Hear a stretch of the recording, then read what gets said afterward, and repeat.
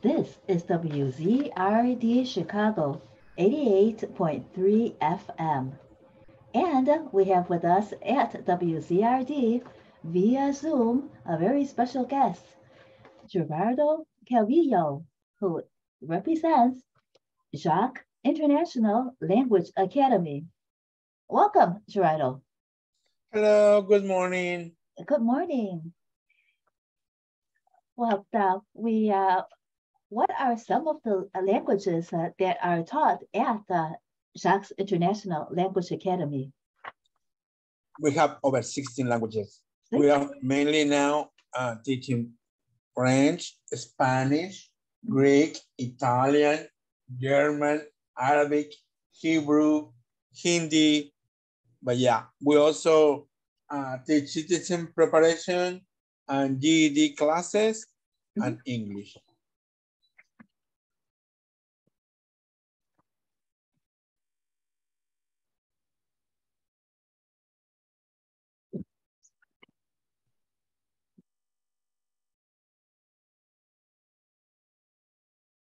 Also, wasn't there, aren't there also music classes? Because music is a kind of language as well.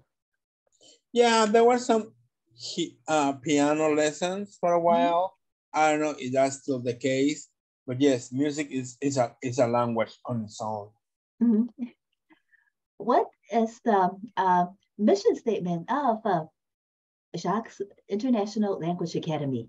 Our mission statement is that students learn faster, easier, they have fun, they made their own schedule and they can learn at their own pace, you know. We have only native speakers that teach the language. For example, I teach Spanish and I am from Mexico. So Mexico is my first language and that's the language that I teach.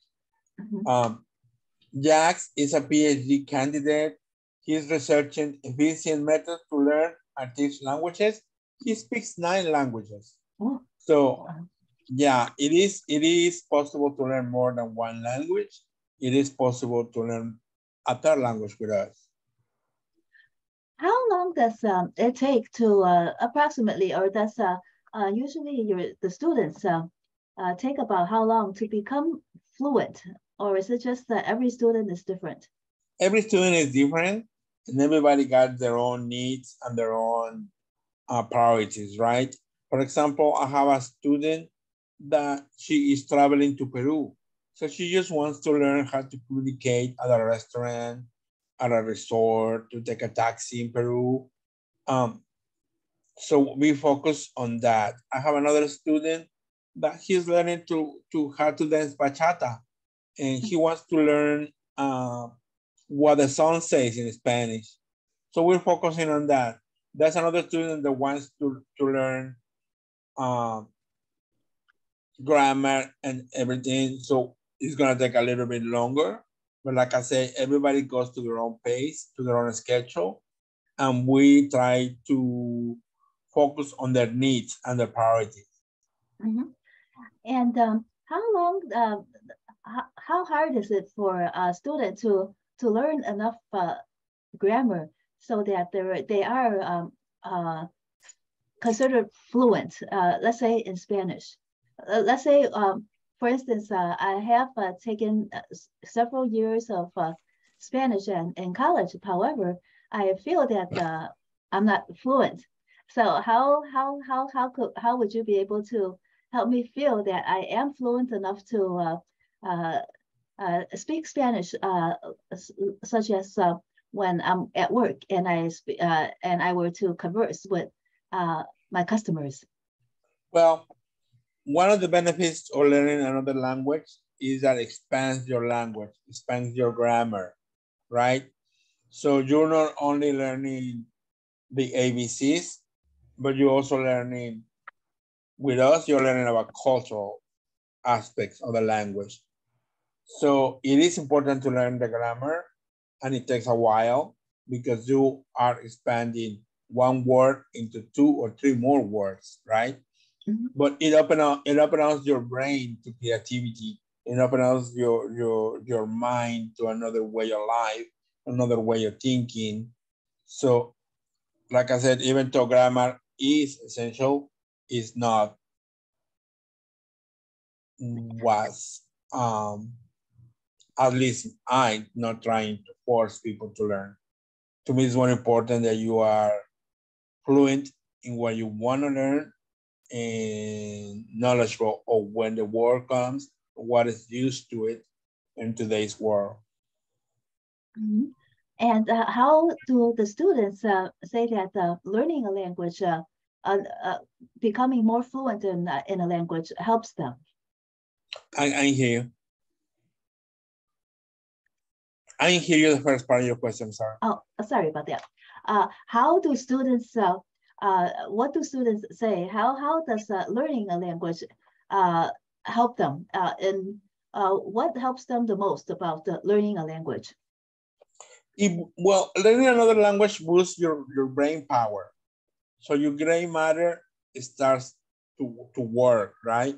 Improves your first language, increases understanding on the world, allows you to experience new cultures. And learning another language, it really is an achievement on itself. Also, you know, improves your memory. It makes you, there's a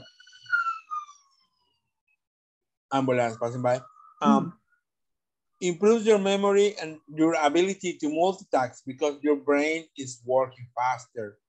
You know, you are sometimes translating in your head the words, so it makes you think twice, 3 times, expands your brain. It's also sharpens your mind and enhances your decision in making, in skills making. Yeah.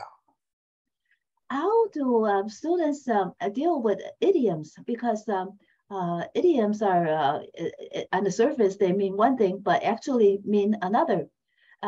How deep are idioms in language learning? I think that will be for another kind of school. It will be submerging yourself more in the same, just one language, right?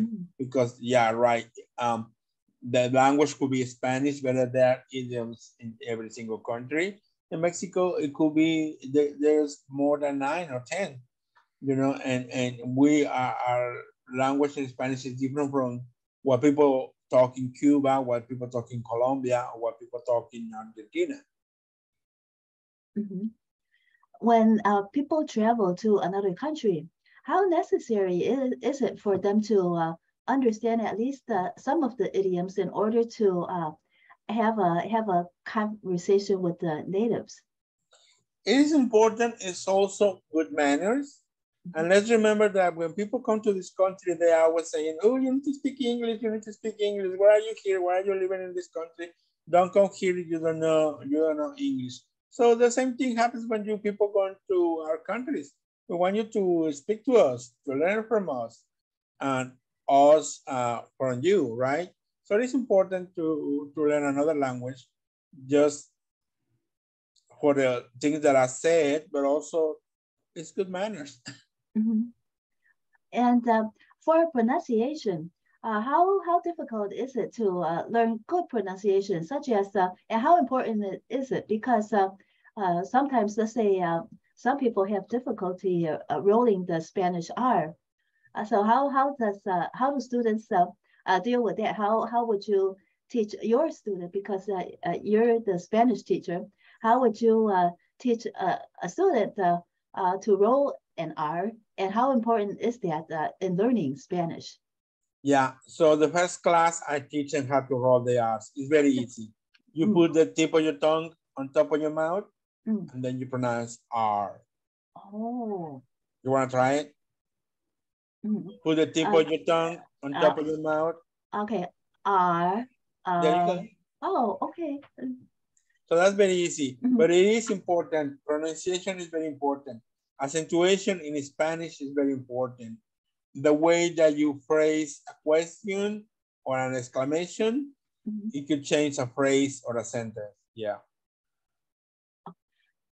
Did you say that the way a person phrases a question or an exclamatory sentence, that affects the meaning of the sentence. Is that what you said? Yeah, it's like in English too. It's not the same. You say, "Do you fail?"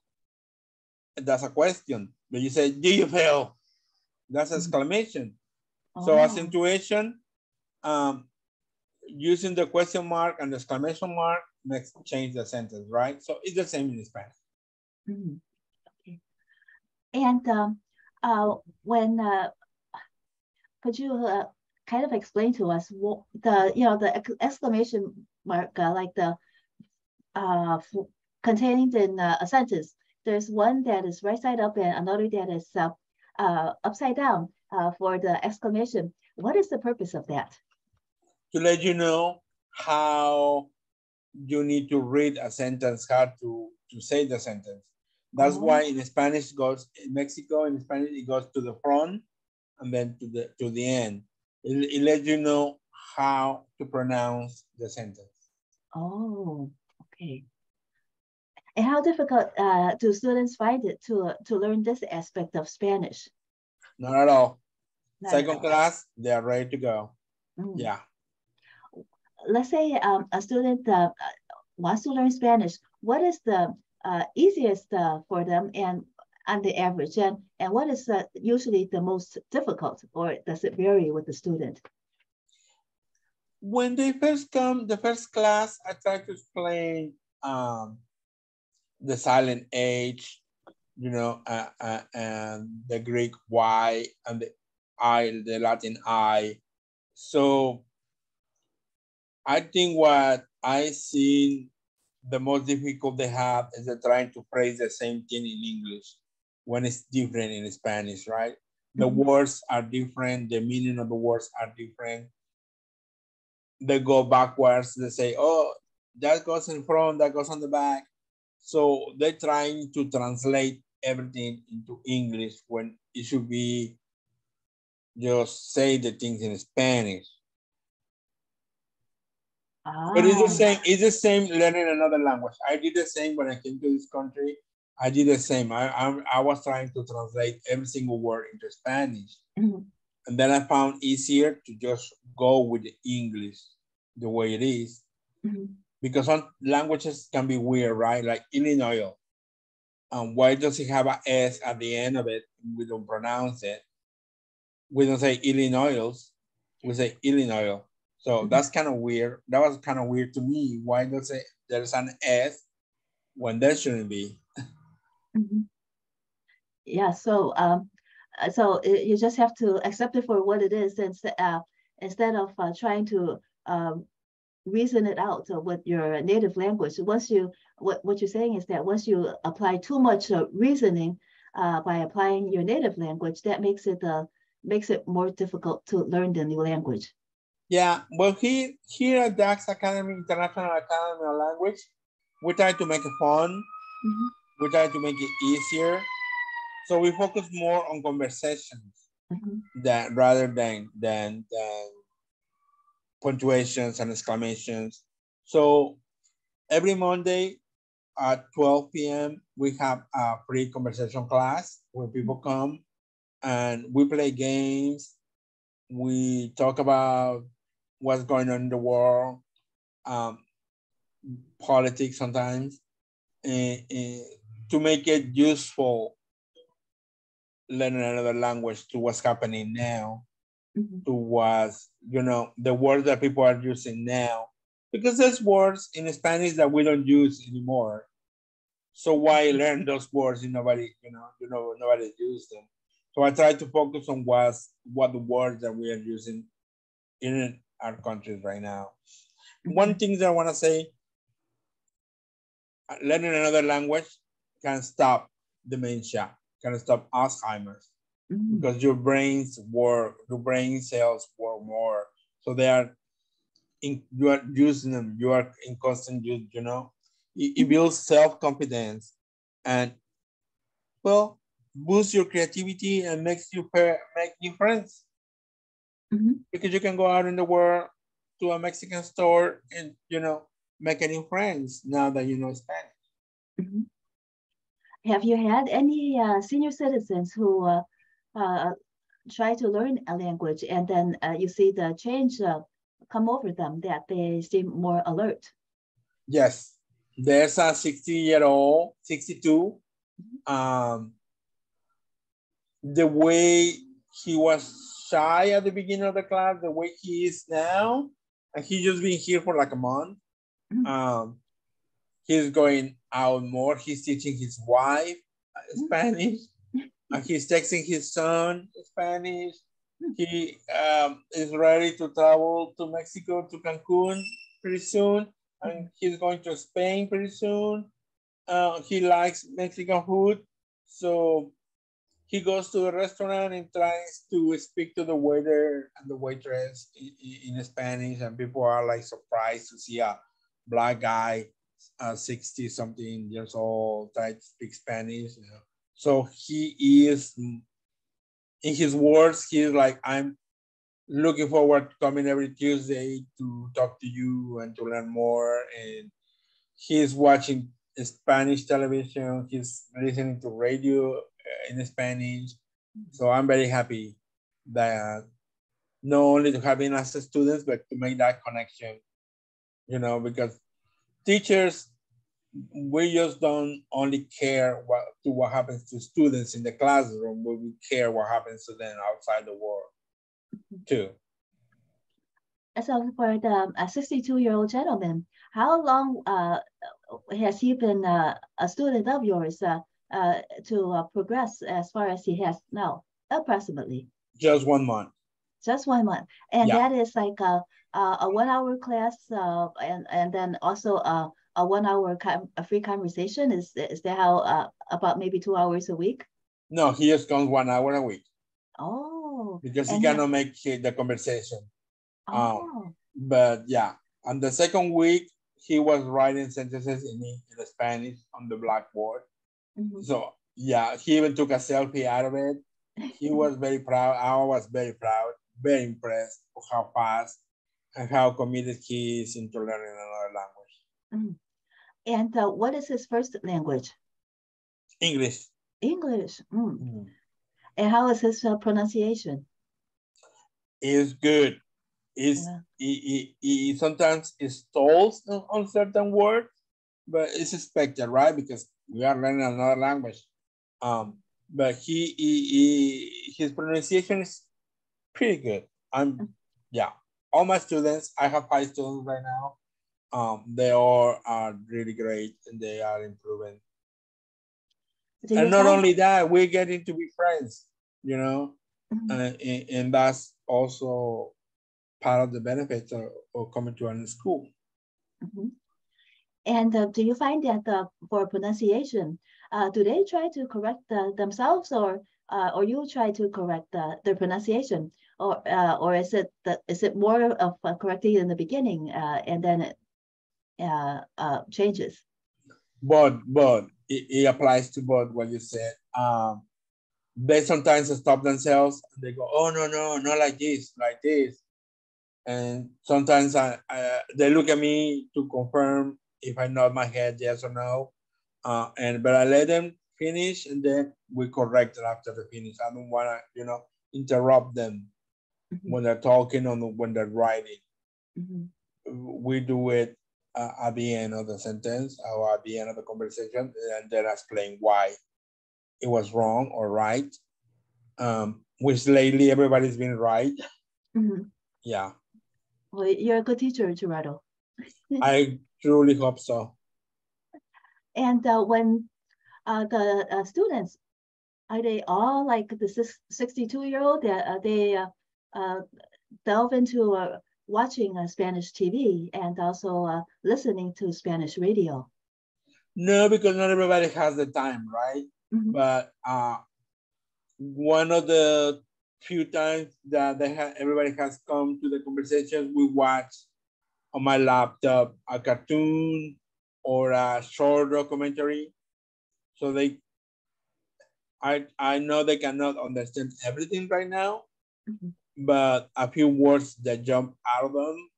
And then when we talk about it, they like, oh yeah, I got this. Oh yeah, I got that. Okay.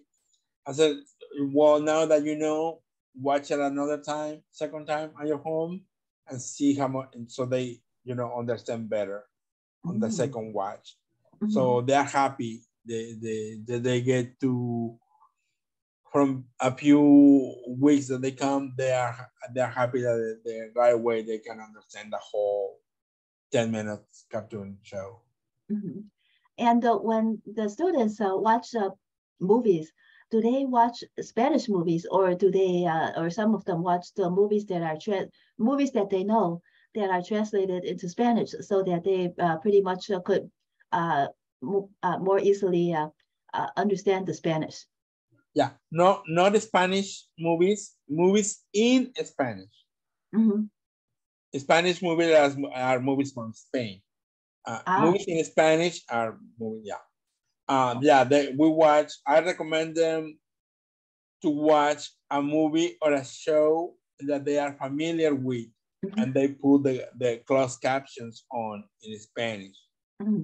So they can hear in English, but they can read in Spanish, the subtitles. And that's how people in like places like in Romania, that's how they learn Spanish, because the TV shows from Mexico are in Spanish, but the subtitles are in Romanian. And you can see a lot of people from Romania knows a lot of Spanish. And you have a lot of Romanian students too. We have one person that is from Romania, and she is the one who's going to Peru. She knows a lot of Spanish, but she wants to perfect it. That's why she's coming to our school. So she's so her native language is Romanian, and then she's watching Spanish movies, and then movies in Spanish that are translated into Romanian. She actually knows 4 languages. Oh, good for her. Yeah. And when you mentioned the culture, so when you have these conversations, what kind of culture do people respond to the most? Is it food? Is it the art? What is most interesting to the students? So for our conversations every Monday at 12, we choose a theme. We have chosen food, and they are surprised to learn that burritos and nachos are not Mexican food. That's Americanized Mexican food. The other day we have movies, and it was just your favorite movies. Not Spanish movies in Spanish in particular, or Mexican movies. Last week we talked about Frida Kahlo, so the painter. So everybody comes prepared with a sentence or a paragraph about Frida Kahlo, for example, and they read it in Spanish. And then we talk about it, and then because I know about Frida Kahlo, and I actually been to her house in Mexico City, so they are curious about my experience going there and what's around and everything. Today we're gonna talk about, the conversation today is about Emiliano Zapata and the Mexican Revolution. So everybody's gonna come prepared with a little paragraph of Emiliano Zapata, and we're gonna talk about the start of the Mexican Revolution. So it's not just, we are not providing just free conversation class, but it's also cultural. And people get to share their approval and sometimes not approval of the movie or the team or, you know, the food. But that's what makes us a great community, right? Because diversity is one of the foundations of this country. And which food did you say is Mexican food is Americanized? Because I know that there are a lot. And burritos. Oh, nachos and burritos. Yeah, that's not Mexican food. Okay.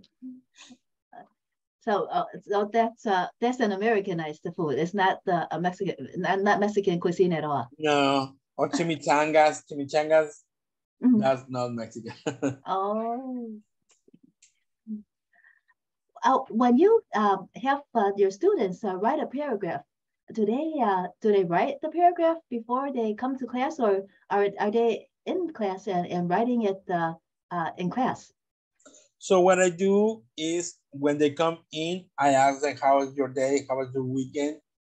And based on what they tell me, I write the vocabulary of the day, and then we write sentences based on what they told me.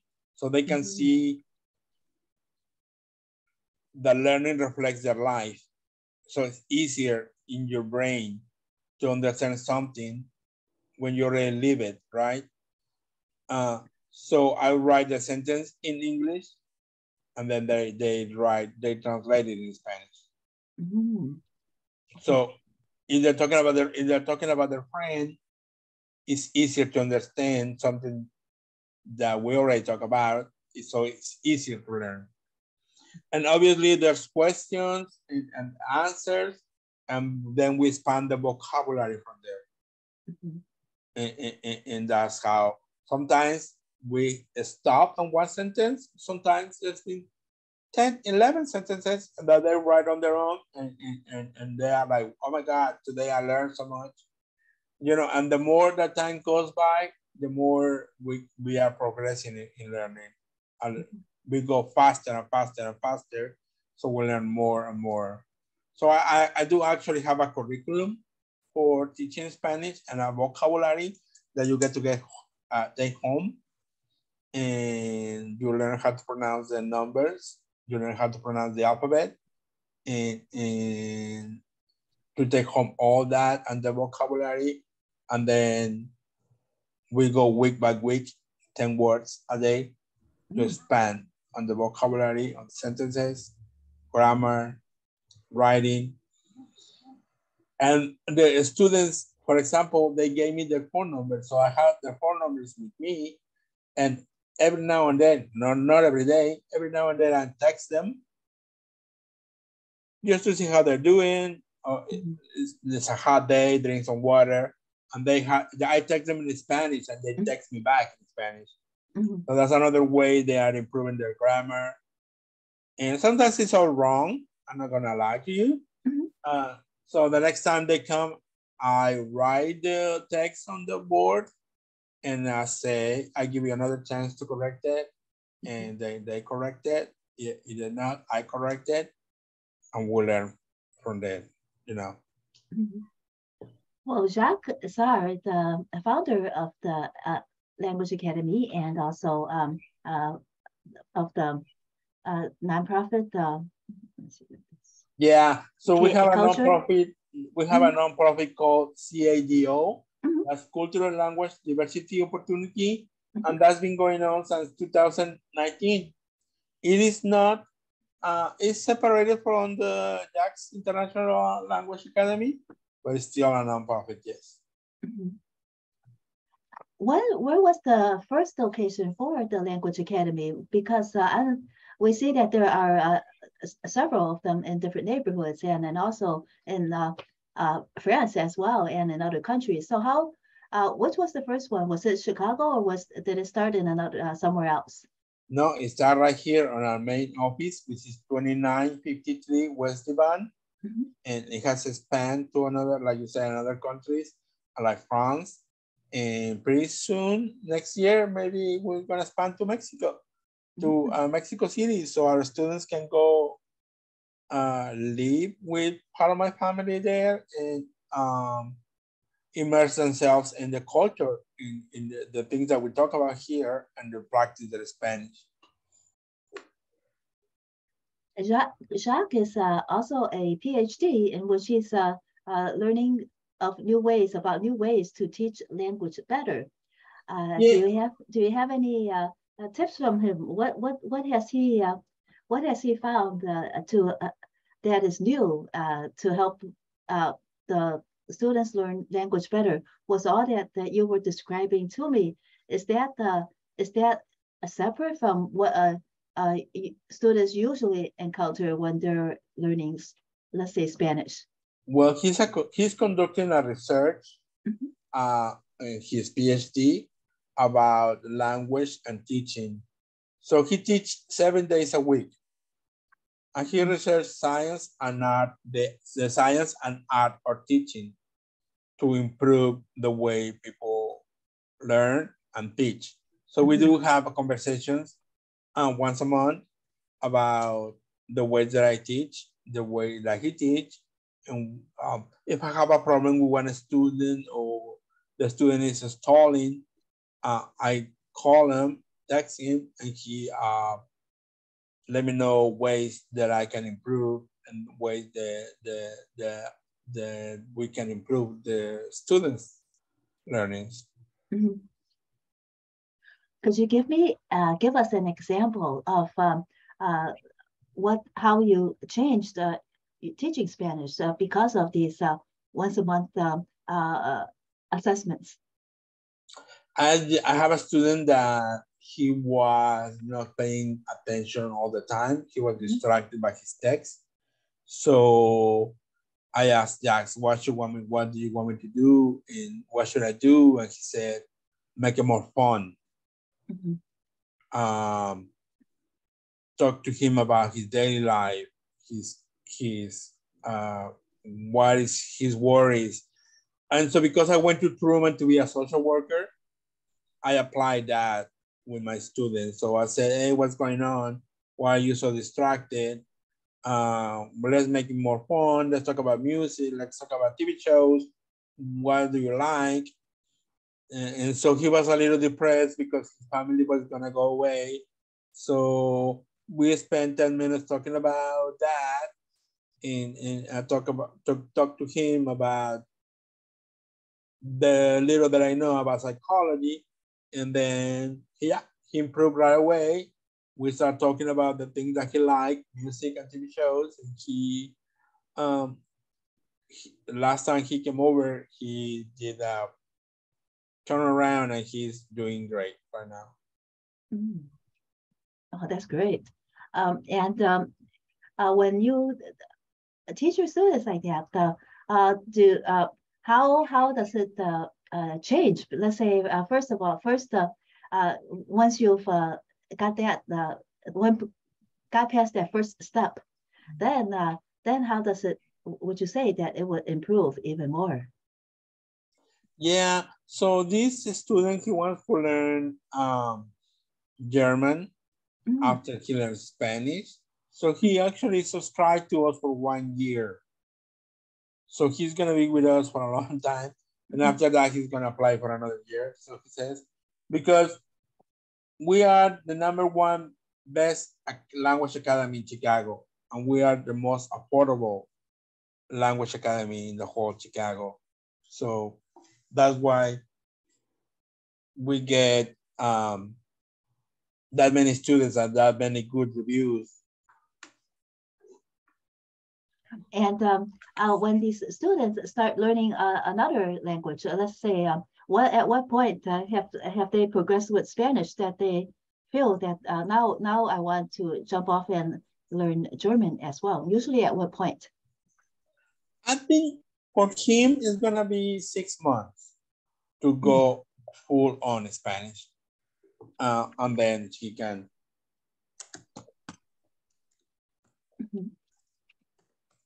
Yeah, then he can jump on German because his adopted mother is from Germany. And he wants to communicate in his mother's native language. And when these students, do you have any students that usually all your teachers are native speakers? So have you ever had a non-native speaker that has become so fluent that they could teach in the language that they have learned? No, not that I know. I only been here in this school for 3 months. What I know from Jacques is that he has made a lot of friends. And a lot of his friends come back to teach as well. They learn a language and then they come back and teach as well. I know he has made a lot of good friends since he opened this school. And you can see when we do parties or events or get-togethers, people from all over the world, the city, come. And I asked them, how long you been on Jacques? And they're like, oh, I was a student of his for 7 years ago, 9 years ago, 6 years ago. So we see that people really do not only value the teachings of his and his teachers, but also his friendship. And, you know, he's committed to community. Because apart from teaching a language here on the band, we also have the community in ways that we distribute clothing, we give away books, we give away flyers about domestic violence or where to get resources. So yeah, we are more than just a language academy. We also serve the community. And what is it? Yeah, what is your position in the academy besides as a teacher? I manage the office as well. Mm. Social media, the office, yeah. I'm trying to improve not only the displays, but also talk to the other teachers to improve their skills. I actually have a student here. If you want to ask him 1 or 2 questions, of course, maybe he can answer how he likes learning language. Sure.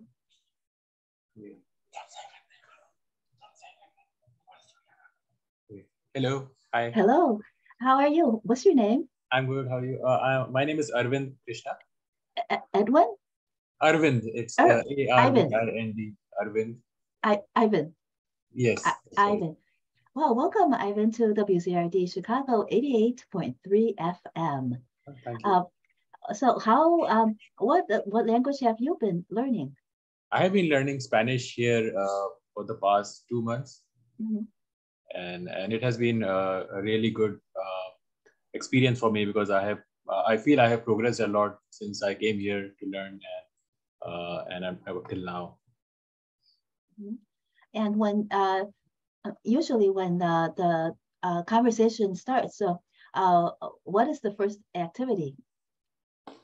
So the first activity is that we learn. I learned about some new vocabulary, some words that my teacher writes on the board, and then we make some sentences on those words. So I try to make some sentences which are based on my daily life, what I did, and I try to use those words, those words to talk about them. And then, of course, my teacher corrects me whenever I make mistakes. And of course, as soon as we come, we greet each other in Spanish as well. And this is followed by that exercise of making sentences. And then we, in the end, we just have some conversation in Spanish about how was our week and what do we plan to do next week. So you're already planning ahead for next week, the activity. Yeah. General, like not just activities here in the class, but also just to talk about things in Spanish. We also talk about activities that we are doing outside of the class in our lives. Such as what activities? Such as I'm a teacher, so I do some research. So I talk about my students. I talk about the conferences that I go to. I'm learning dancing as well. I learned bachata dance. So I talk about how was my bachata class? Who did I meet? How did I spend my time? Did I go to a party? So this way I get some practice on how to talk about my general life in Spanish with people. And do you practice your Spanish when in the community you encounter Spanish people, Spanish speakers? Yeah, so I'm learning this Latin dance called bachata. So I do try to talk Spanish with people there. And of course, a lot of my students are international students. So some of them are Latin students. So I also try to practice Spanish with them if I get a chance sometimes. And we have many Mexican restaurants here in Chicago. So I try to order food and talk to the waiters in Spanish as much as possible. Well, could you give us an example of if there were any misunderstanding, and then what happened afterwards? We know that you worked hard and tried to speak Spanish well, but was there ever a time when maybe you said something wrong, and then what happened? Oh, okay. Let me think. So, yeah, I try to. I'm always confused with how to talk about if I want to go somewhere. So, right. So I said that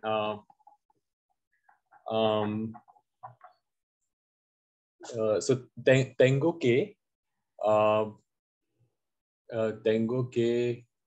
I have to go early. So tengo que pronto a la noche. But I think I think the person did not understand. So they were asking me what I want to order. So they were asking me what do I want, but I just wanted to say that I have to leave early. So I wanted to get the check and go. So yeah, I don't know why they couldn't understand me, but yeah. This was a bit of a misunderstanding. So I had to speak in English then. So you wanted to you said that you wanted to leave early and then and get your check, but they thought that you were ordering some. Yeah, that's what I was trying to order something. Okay, well, this is very interesting, and we really appreciate your joining us and talking about how important it is to learn a second language and all the benefits. Would you like to leave your contact information for our viewers later in the video, and also our listeners to contact you if they want to learn more about Jacques International Language Academy? Sure. We are located at 2953 West Bond in West Reyes Park. The telephone to contact us is 312-871-1994, or they can go to www.Chicago.us. We also are on Facebook, Twitter, and Instagram. You can follow us there for news about events, conversations, parties. And like I said, we are the most affordable academy in the whole Chicago. And take advantage of our free conversation classes. And please come visit us. It's fun. Okay, well, thank you so much, Gerardo Calvillo, and also student Ivan, for joining us at WZRD Chicago 88.3 FM today. Have a great day and be safe. And have fun in your free conversation that is coming up. Yeah. Right? Thank you so much. Have a good day. Thank you so much. Thank you.